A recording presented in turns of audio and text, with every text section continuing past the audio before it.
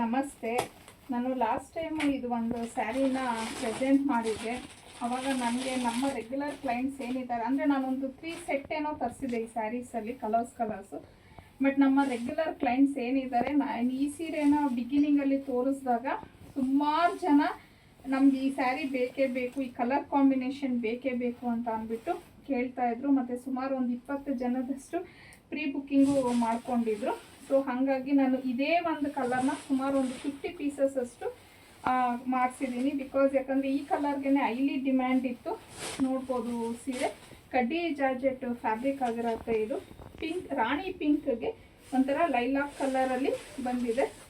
ಸೀರೆ ಮಾತ್ರ ತುಂಬ ಬ್ಯೂಟಿಫುಲ್ ಆಗಿದೆ. ಆಲ್ ಓವರ್ ದ ಸ್ಯಾರಿ ನಿಮಗೆ ಬುಟೀಸ್ ಬರುತ್ತೆ. ಸೊ ಇದು ಬಂದು ಪಲ್ಲು, ಕೋಕೋ ಜರಿ ಆಗಿರುತ್ತೆ ಇದು. ಮತ್ತು ಇದು ಬ್ಲೌಸ್.